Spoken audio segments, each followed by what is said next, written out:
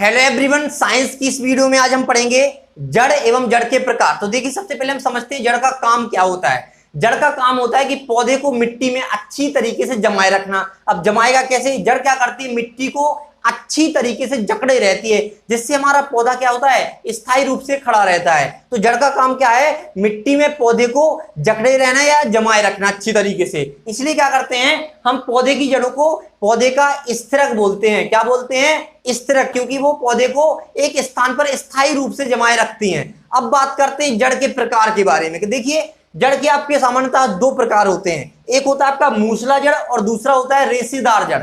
जड़ आपकी दो प्रकार की होती है, मूसला जड़ और रेशेदार जड़, आपको याद रखना है। अब मूसला जड़ क्या होती है? देखिए, अगर आपका किसी पौधे में एक मुख्य जड़ हो, मुख्य जड़ का मतलब देखिए, ये पौधा है आपका, ठीक है ना, इसमें एक जड़ आपकी मुख्य गई हुई है। देखिए, ये गई हुई है आपकी मुख्य जड़, जो थोड़ी मोटी होगी, ठीक है, और उसके अगल बगल में थोड़ी पतली पतली जड़ें गई होगी, बहुत पतली पतली जड़ें गई होगी। लेकिन इसमें क्या होगा, एक मुख्य मोटी जड़ होगी जिसकी लंबाई भी क्या होगी, अधिक होगी, और उसी मोटी जड़ से छोटी छोटी जड़ें निकली होंगी। तो इसी मुख्य जड़ को क्या बोलते हैं, मूसला जड़, ठीक है ना। तो अब देखते हैं हम रेशेदार जड़ को। देखिए, रेशेदार जड़ कैसी होती है, इसमें कोई भी आपको मुख्य जड़ नहीं मिलेगी, इसमें सभी जड़ें आपको क्या मिलेंगी, समान रूप से दिखाई देंगी आपको, ठीक है ना। तो इसमें लिखा है कि मुख्य जड़ नहीं होती है और सभी जड़ें कैसी होती हैं, समान होती हैं। और आपको बता दें, आपने जो रेशेदार जड़ देखी होगी वो अधिकतर कब देखी होगी आपने, जब आपकी घास फूस के पौधे होते हैं ना, आप उनको उखाड़ के ऐसे फेंक देते तो उसमें देखा होगा बहुत सारी एक जैसी जड़ होती है, उसमें कोई मुख्य जड़ नहीं होती, ठीक है ना।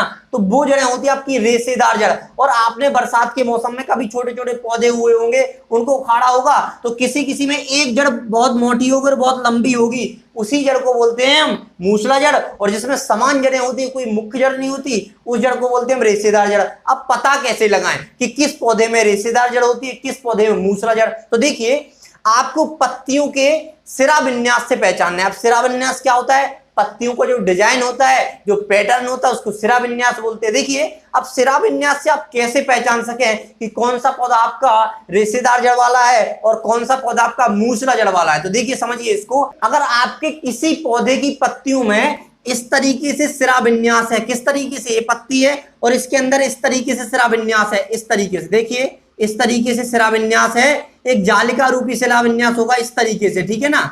तो आपको समझ जाना है वो क्या है, आपकी मूसला जड़। इस तरीके से अगर सिरा विन्यास है तो समझना है आपको क्या है, मूसला जड़।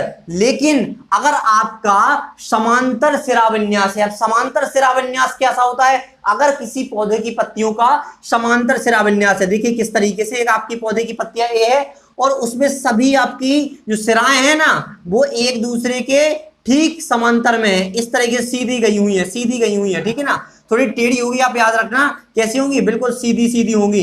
तो आप समझ जाना ये क्या है, रेशेदार जड़। आपने बहुत सारे घास फूस के ऐसे पौधे देखे होंगे जिसमें इस तरीके से सिरा विन्यास होता है। तो आप बाहर से देख के बता सकते हैं किसकी सहायता से, सिरा विन्यास की सहायता से, मतलब पत्तियों के सिराओं के पैटर्न से आप बता सकते हैं कि कौन से पौधे की जड़ मूसला जड़ है और कौन से पौधे की जड़ आपकी रेशेदार जड़ है। आपको याद रखना है, अगर पत्तियों के सिरा विन्यास समांतर है, पत्तियों का सिरा विन्यास कैसा है, समांतर है, तो आपकी रेशेदार जड़ होगी। अगर पत्तियों का आपका सिरा विन्यास जालिका रूपी है, कैसा है, जालिका रूपी है, जालिका रूपी मतलब आपको बता चुके हैं हम, इस तरीके से जाल तरीके का बनेगा आपका, ठीक है ना। अगर इस तरीके से है तो आपको समझ जाना है मूसला जड़ है। और याद रखना, मूसला जड़ में एक मुख्य जड़ होती है, ठीक है, जिसको हम मूसला जड़ बोलते हैं, और रेशेदार जड़ में कोई मुख्य जड़ नहीं होती, इसमें सभी जड़ें क्या होती हैं, समान होती हैं। तो आशा करते हैं कि आपको वीडियो पसंद आई होगी। अगर आपको वीडियो पसंद आती है तो वीडियो को लाइक करें और चैनल को सब्सक्राइब करना ना भूलें।